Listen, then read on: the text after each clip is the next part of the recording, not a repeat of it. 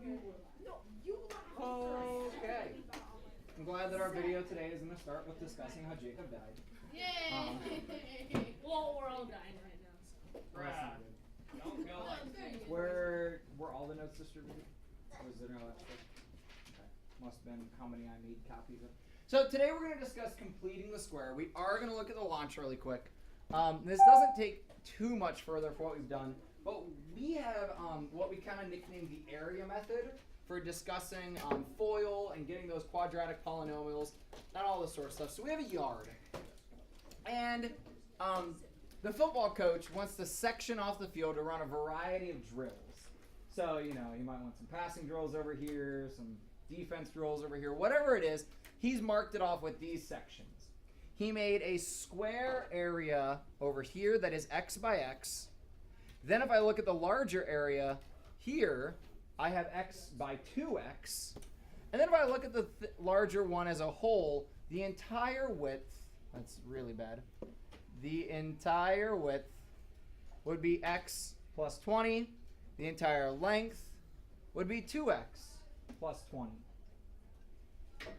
So what is our value of x?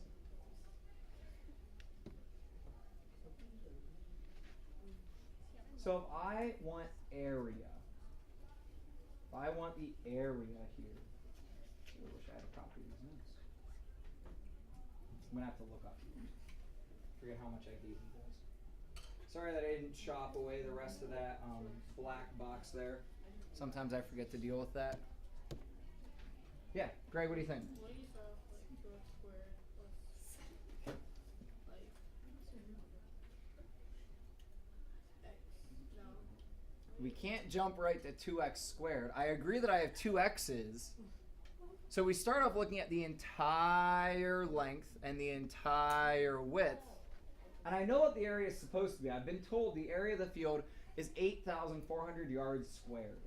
Maybe they knew that from grass seeding or whatever it is. They knew what the area was. But we want to figure out how long x is. Because let's say it rains, the marks disappear. Your coach tells you to go back out here and remark this. Wait, so you Leon? lost the numbers? He doesn't know how far the x's were actually supposed to be. Now, a sensible person, knowing that these are tens, would just measure the tens first and then take half this distance.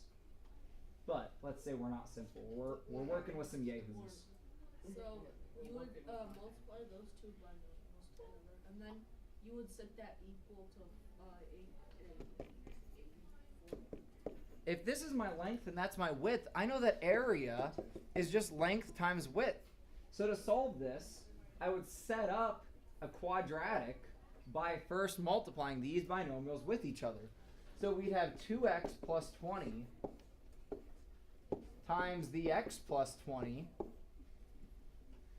Here's where I get the 2x squared. So Greg, you were on the right path. You just kind of jumped right to it. We get 2x squared from my firsts. My outer with my 2x and my 20 gives me 40x. Then I get another 20x to get 60x. Is anyone confused how I got that 60x? My outers gave me 40x. My inners gave me 20x for a total 60x. Your outers and your inners are always going to combine. And then my lasts gave me 400. 20 times 20. What's that supposed to be set equal to?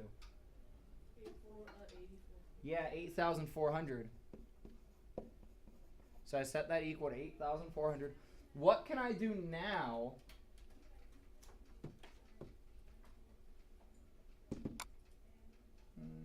completing the square? Okay, apparently wants to pull up the accelerated notes. I know. I'm going back to it, but I just didn't know if I had any more space over here, which I really don't.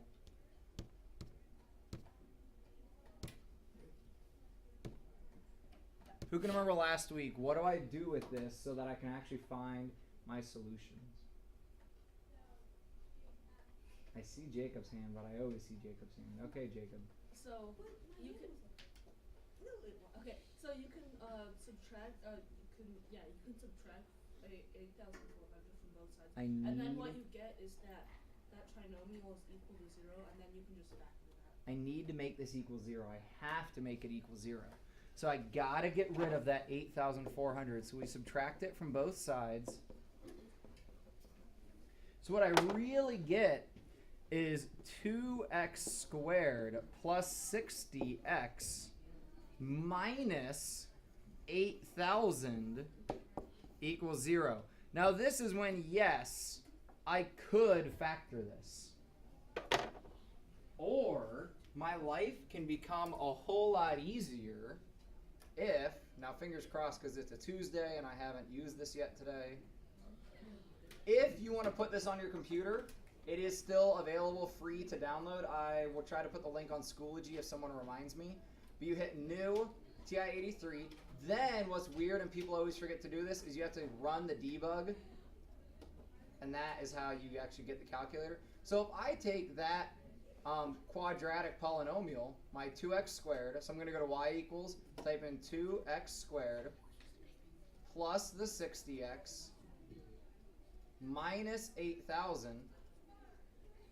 And now I know that my windows are going to be a little weird, but first let's see if I can see anything. Then, since I can't see anything, I could zoom fit it, but that's not very nice normally. Then, based off that, I can go to my window and adjust my window. Well, my x is close, so let's just make that 15. We'll just tell it to go by 2s. My y is insane. I do not need to see the bottom of my graph, so I'm just going to make that negative 1,000. And I don't want my y max to be negative still, because that would be dumb. So let's just make it positive 1,000. Oh, thank you. And then I'll make this 100. And see if that works. It doesn't always work. So that didn't work. But I do want to be able to see the x-axis. So my x-axis is okay, except I probably need to extend it. So let's see if I make this 45. I'll make each of those 4. Anyone get a window that works yet? Yeah, I think your minimum. My y min is 2. Yeah, your y min is 2. Because it's. Because if I zoom fit it, and I can see it here, my solution's going to be somewhere crazy out, like continued up here. But if this already goes to, and that's keeping the x at 45, all it did was change my y's, my x has to go a lot further. So let's actually just be dramatic. Sometimes when I get mad, I'm like, you know what, forget it. I'm just going to go 10 times bigger. So I'll make my x max 400 and make my scale 40. What happens if you do that? Make your scale 0, it won't graph. Oh, in the middle cupboards back there? Yeah, if you want to play with this, grab on a calculator. Middle cupboard, left door. Sorry, I didn't get them out. Middle cupboard, left door. Middle cupboard, left door. Right there.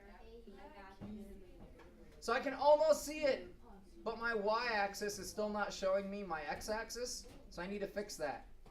I'm going to leave my y min where it is, but I'm going to make my y max positive 2,000. Because this can be really big. Now I can see it crossing the x-axis.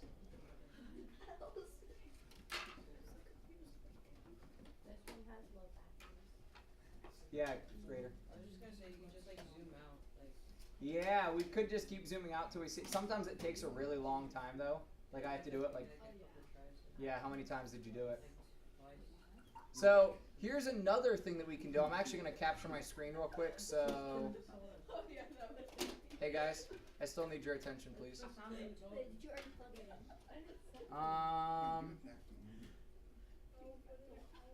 I'm going to window capture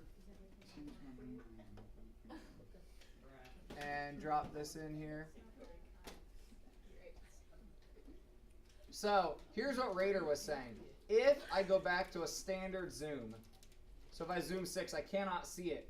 But if I, guys, if I know that all I need to do is zoom out, if I zoom out from there, nope. So I zoom out again, Oop, now I can see it, except my scale on my X and Y axis is really bad because now they just look like solid lines. That's because how zoomed out I am. But still, I can see where it crosses, so that would work. How do I find my 0? Leon? Calc. Second calc. trace, which is calc, and then I tell it 0. And then you just plot your points. Now here's the problem with when I zoomed out. I'm not seeing this, and I don't know what my scale is necessarily. What was your X minimum? Up on the TV, you can see the, Here's cursor's right. it's -10. -10. So actually, I'm going to put my window back to that. -10 to 400, with that being 40. I think that was way too much. -8,400, 2,000.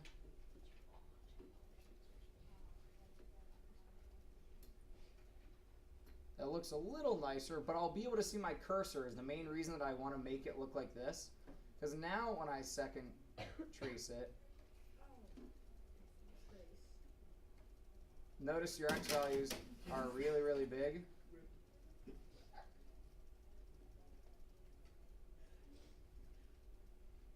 Ah, now I see it. So I drop my left bound, go above it, drop my right bound, and go close to it.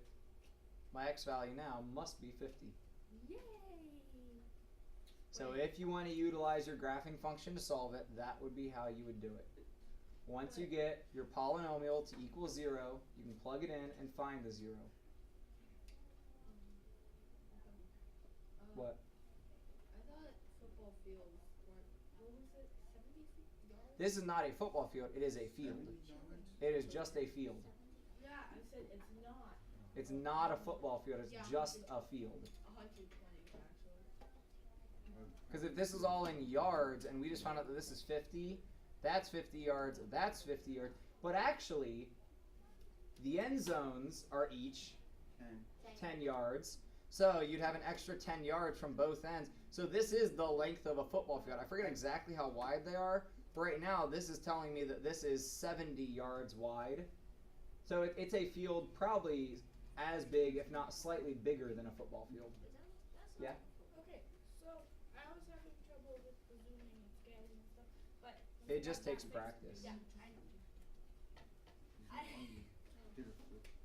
missed what we did. Like I know after we set the scale to the thing, but then what did we do back? What do you mean, what did we do? Like how did we find the thing? The cursor, like where it was?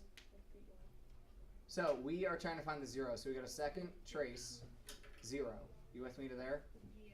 Then if I cannot see my cursor, I need to think, well, what would be sensible values? Because when I pulled my cursor out, my X was like way up in like 200 or something. But when I think about my polynomial, multiple hundreds wouldn't make sense. Because remember, they would have to add to get my 60. So one's going to be positive, one's going to be negative. I know that because I have negative 8,000. But still, to be in the hundreds, that'd be kind of crazy. So I just started working it back until I see it. Because I'd have to be pretty zoomed in to never see my cursor. So then I drop a left bound. It doesn't matter where as long as I'm to the left of the 0. So then I drop a right bound. And then I drop one close. And it calculates it for me. Now the other option that I could do here is make a y equals 0 line, graph both of those, and then do second trace intersect. But again, I have to work way back here. There's my cursor. First line, second line, guess, and it'll do the same thing. Because now there's a line graphed right here at y equals 0 that you can't see, but it's graphed there. Because y equals 0. So if you want to do intersect instead of 0. Yeah. If you do that, can't you just hit the down button and it'll skip the line? Yeah, but that jumps lines. It won't change your x location. It'll just jump lines. So you have to have one point on both lines. Like you have to have a point on the first line, a point on the second line, and then your guess point. I was just thinking you could jump down and then you skip the Yeah. Play with it, because then you guys will understand what you can and can't do when you start to play with these more. So, we got to move on.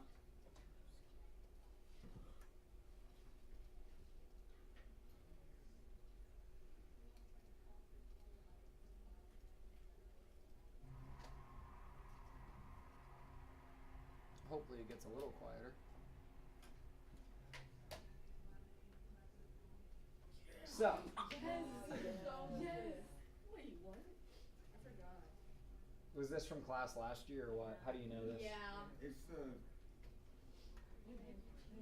It's one of the more Alexander. Oh, Macedonians and stuff.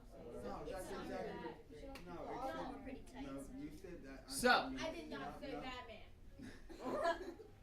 If I'm able to take a polynomial and change it into something squared equals something else, it will make my life inherently easier, because then I can just solve by taking the square root, and only one of the values, because I'll get a positive and a negative, only one of them will make sense. So putting something into an m squared equals n being any other value, makes life easier. So let's try this. How far do I take your first example? Oh, I solved it.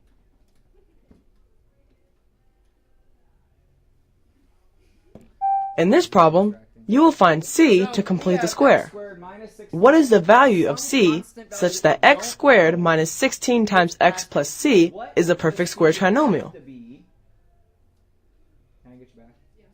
What does c have to be for this to be a perfect square trinomial? Now, how do I know that something is a perfect square trinomial? You're going to have to remember back to last chapter. How does my b value have to relate to my c value so that I could just write this as x plus or minus, I'll choose in a minute, some value squared to get me to that trinomial? Yeah? Okay, so your middle value should be like the 2ab.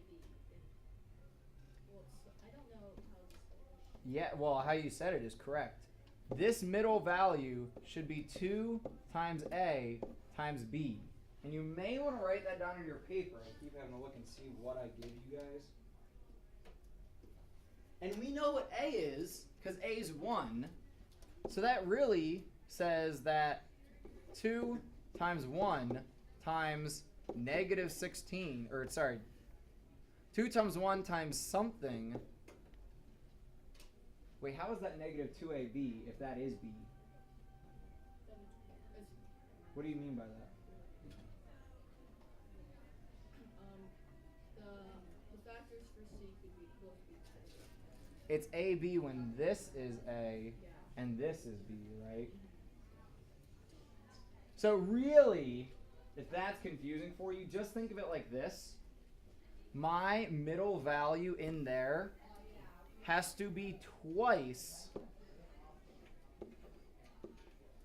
my value in the binomial, because the outer and the inner, they both have to do the same thing. So if I make this minus 8, now this would actually be x minus 8, x minus 8. This will give me negative 8x, and this will give me negative 8x, which gives me the negative 16 combined. So really, to find a c in a situation like this, chop this in half to find that you really want x minus 8 squared, and then square it to find your c. What's negative 8 squared? 64. So that must be 64. There's a method on the paper that it shows you too, where c should be equal to b divided by 2 squared, which is exactly what I said. Take the middle term, cut it in half. Sorry, if this is going this way, then it should really be divided by 2. If I'm going up this way, then it's multiplication by 2. Cut it in half and then square it. So if we try this on your own, here, by the way, I didn't write it down yet. C would have to be 64.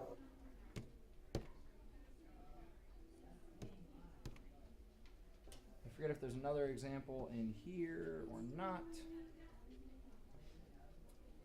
nope, but I will capture that. So try this one on your own. Chop your b value in half, and then square it to get your c. But when you chop it in half, that tells you what goes in that parentheses. So when you chop your b value in half, that tells you what's going to belong in the parentheses. And then c here has to be, what's c? 10 squared? 100. Questions on this? Now, it is more difficult if we have a coefficient to my x. It does then get more difficult. Questions on these easy ones where there's no real a value aside from 1.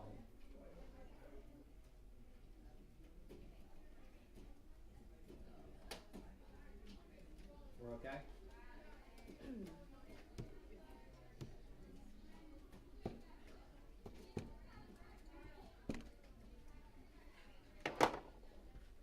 So this other process I have completely shown out on your paper. So we're asking for what are our solutions. So we know we could plug it into the calculator, which some of you will not stop punching things into the calculator. Yeah. Is it this one that I give you the whole solution? Yeah. So, to solve this algebraically, is this a perfect square trinomial? Don't look at your paper for a second, just look up here. Is this x squared minus 14x plus 16 a perfect trinomial? You can check it by saying, well, what's half my b value? Well, negative 7. If I square that, does it equal my c value? No. So this is not a perfect square trinomial. Can I make it a perfect square trinomial? Yeah. Question is, how do I get there? So that's why the solution on your paper, I'm just going to pull it up, then I'm going to walk through what we're doing. We want to get my trinomial into just a binomial. So forget about the constant that did exist there. So to do that, take it to the other side. So the first thing we do here is subtract 16 from both sides to get just my x squared minus 14x. Because now it's easy for me to see, to make it a perfect trinomial, I would need my constant value to be 49. So I then add that to both sides to make it a perfect trinomial. Why do I start by moving the 16? Why don't I just start by adding 33 to both sides? Because if I add 33 to both sides, I can get a perfect trinomial. Is it because there's two possible values for the x? Well, that's one reason. But like, because it can be positive or negative. It wouldn't work out correctly. If I only start by adding, like, yeah, actually I could. I forget why. I'm trying to remember that there's certain situations where it gets weird. Like, you just want to start by moving the constant term. It would have worked if we just started it like that in this case. But I think when it's negative, it gets kind of funky. Like, just be careful. When you find that it doesn't work right or it just seems to be behaving weird, try it the other way. Because here that would have worked. So this is a bad example for that. So we could have just started by adding 33 if we wanted. Or we subtract the 16 and then we add 49. Because really it wants you to only have to add what the perfect square is. I know you get this, but can I have like half of your attention at least? So then I set up, I know that this whole left side is a perfect trinomial, so I can set it into the binomial squared. I then take the square root, which is going to give me two values because we always have a positive value and a negative value. And then I add 7 to both sides. Does this make sense? Yeah. Actually, yeah, or just like, I'm just going to nod and hang on. Well, what do you do from there once you have the end? We find our two values, and really, most of the time, only one will really make sense. Since both of these are positive here and we don't know what the situation is, they're both my potential values. So you just circle Yep, because I had positive or negative, but then I had to add 7 with the positive and add 7 with the negative. Makes sense. So try this then, flip to the back. Try this then on your own. You want to start by making a perfect trinomial, which here, the coefficient to my x makes it a little weird.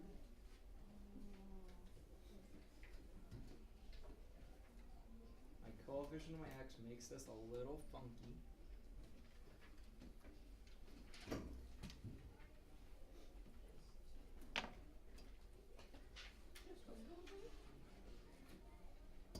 Just a little bit.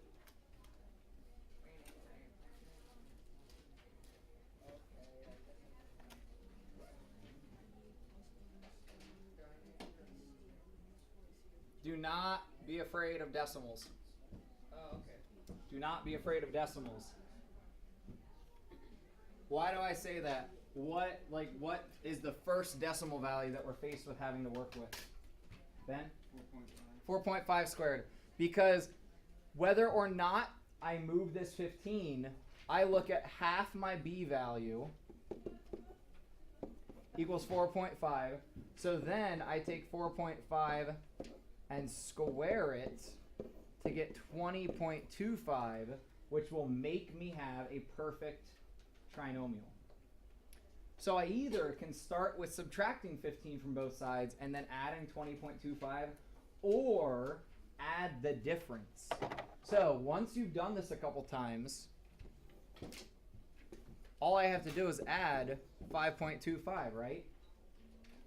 So if I do that on both sides, So then you just get x plus x squared x, sorry, x plus 9x, then I'd have 20.25 equals 15. equals just 5.25, because this is to both sides. Oh,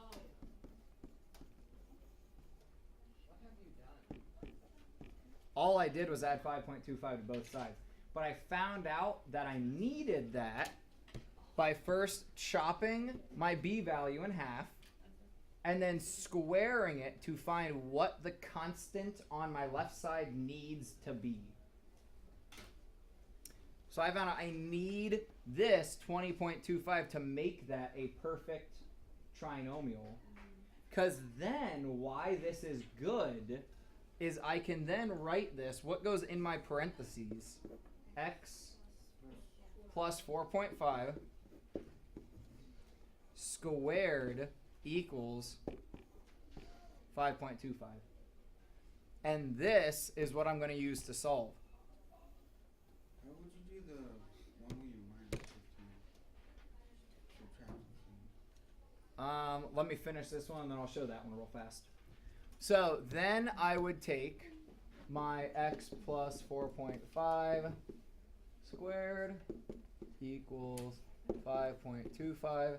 I would square root both sides. That just cancels out my square. That gives me, oh, forgive me for forgetting that value, plus or minus 2.29.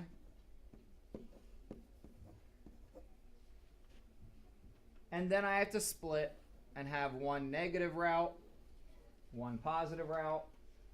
So if I do negative 2.29 and positive 2.29, to get the x by itself, we have to subtract the 4.5. So here I subtract 4.5. Here I subtract 4.5. Hold on. Hang on to it for a second. Try not to forget it. This would give me negative 6.79. And this would give me negative, the difference between them would be 2.21. I want to say. Let's check that. 6.7. Yeah. So I'm going to capture this, then I'll show theirs. are we basically doing simplified form? Yeah. How'd you get 5.25? So, here's what we did. They started, Ben, they started by taking the 15 away from both sides, So their first step was minus 15, minus 15. That gave them just x squared plus 9x equals the negative 15. Then, right in here, they added 20.25 because it was half of your b squared.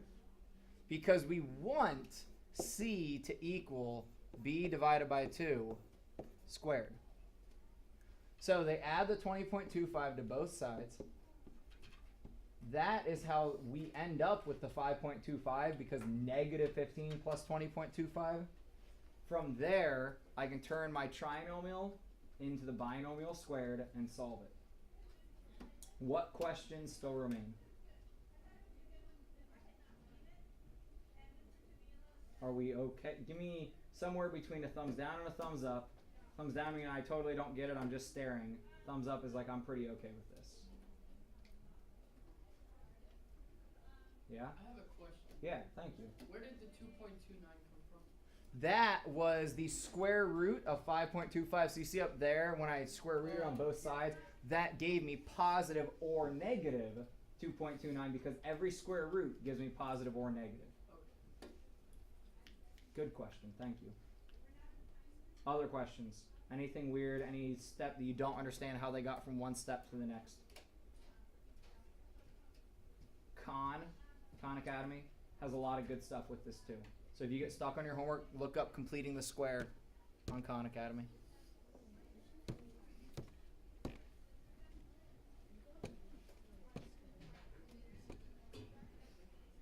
And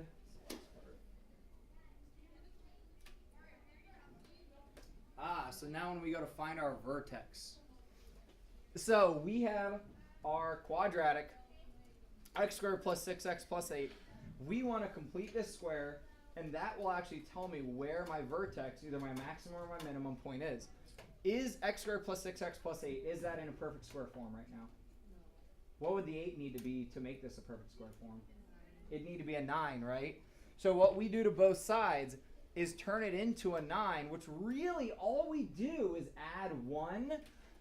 This whole part of the process where they subtract 8 from both sides and then they add 9 to both sides, that's not really necessary. We instead can just add 1 to both sides. That'll give me y. I'm going to change color. Where's blue? That'll give me y plus 1 equal to x squared plus 6x plus 9. I need you to be honest.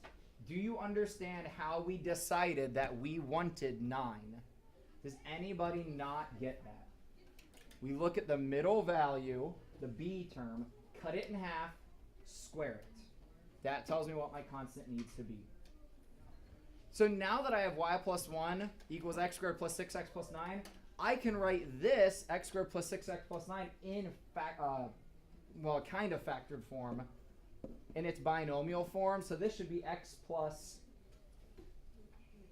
3 squared equal to y plus 1. What's really nice about this is you now know your vertex. Your vertex comes from the what's attached to your x and what's attached to your y.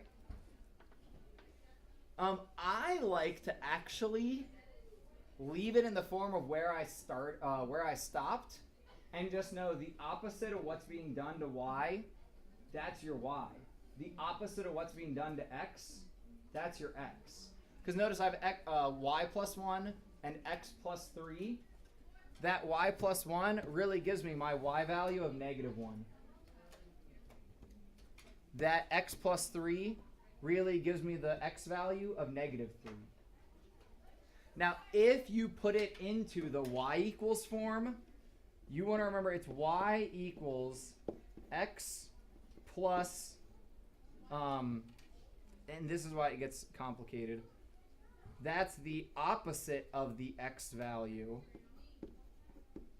at the intercept, or at the vertex, sorry, plus the y value. That's why I like it to just stop in this form, because I just take the opposite of what's happening to y, the opposite of what's happening to x. But if you take it to this form, the value added is actually the opposite of the x value, and then the constant is the y value. Because remember, the y value, that's easy. It's just a vertical change. So that -1 shifted us 1 down. It's really just remembering to take the opposite of what's in the x parentheses. Does that make sense? Try it on your own in the Got It.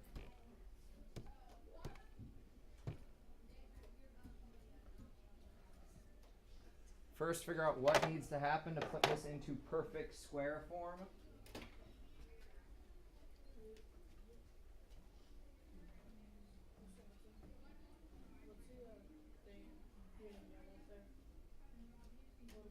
Oh, that's the vertex.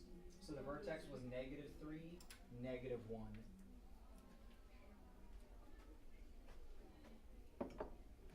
Sorry, did anyone else have issues seeing this up here? The vertex ended up being -3, -1 on that last one.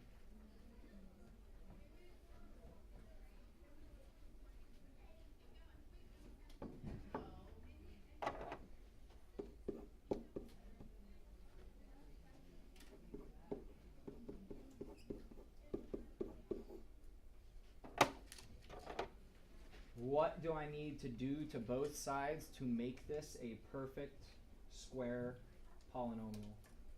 Seth? Subtract 6. Close. I subtract 6 too. Oh, sorry, I forgot to chop my b value in half. Oh, Yeah. Yeah.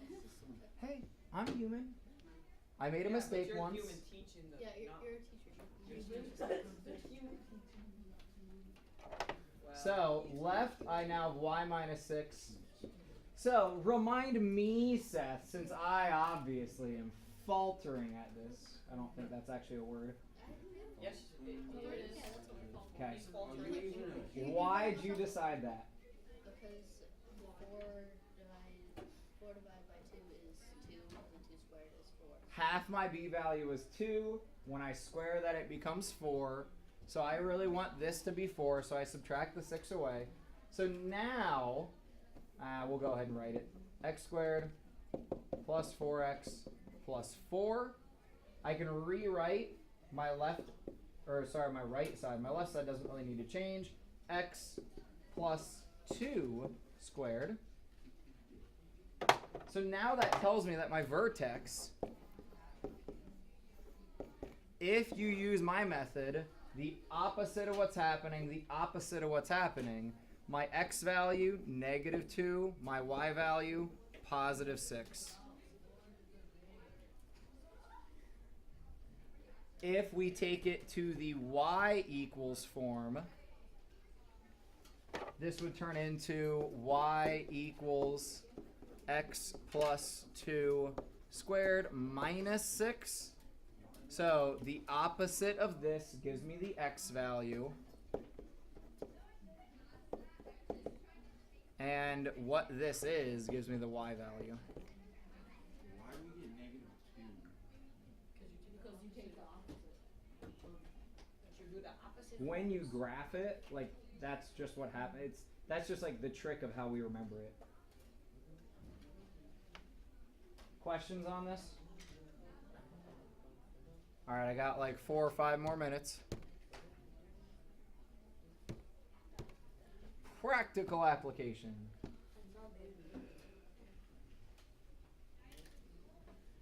So, we're planting a flower garden consisting of 3 square plots surrounded by a 1-foot border. The total area of the garden and the border is 100 feet squared.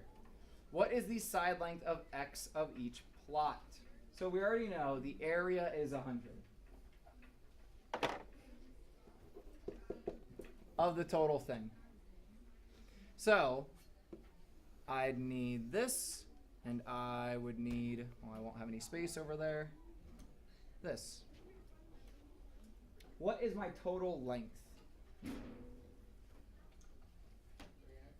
3x. Include the border. 3x plus 2. So you want to put that on your paper. My total width is just x plus 2. So to find the area, I'm going to multiply those binomials with each other. X plus 2 times 3x plus 2. Ooh, this gets tough. 3x squared plus 8x plus 4, and I'm told that equals 100. Oh no.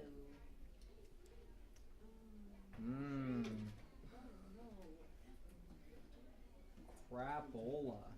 Now that I have an a value, this gets more challenging. Crapola.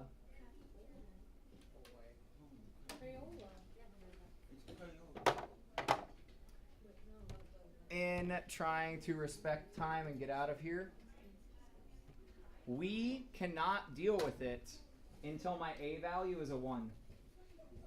So in order to do that, we make my a value a 1 by manipulating the equation. We just divide. It may not be super pretty, but we can get it. Now again, they subtract away their constant first, so then they get 96. Then when they divide by 3, they get to here. This is still not a perfect square trinomial. This is just their form with the a being 1. To make the perfect square trinomial, they chop it in half, so you have 4/3 squared gives you 16/9. So half of your b would have been 4/3. Squared will give you 16/9. So we add that to both sides. And that tells me what my form of x plus the constant squared should be. From there, they, just to avoid writing a repeating decimal, they make the whole thing improper. That's why they have 304/9. Then they evaluate the whole thing by square rooting the left and right side. So you're going to square root the 304/9, which when you type it on your calculator, it will spit out a decimal answer of approximately 5.81. We, of course, have the positive or the negative. And then we have to subtract 4/3 from both sides. Questions on what we did?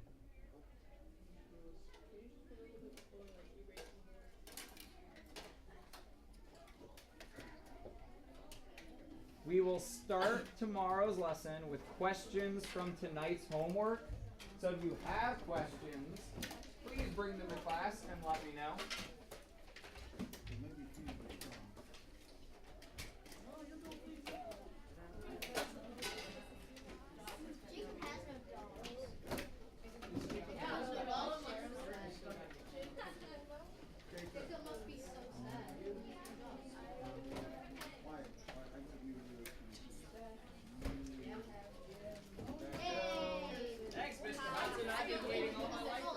Oh, you're so welcome. Yeah, Leon and I got you. Yeah, Sorry. The only good gym is no gym. I got to go to Monday gym. Anybody else need homework? Going once, going twice. I am a little confused how we ran out of notes and yet had 2 extra homework, so make sure you have. Hey Wyatt, you got the homework yet? You got the homework? Everyone got the homework? Yes? You don't. That's who else. Anybody else? Okay. Have a good day, guys.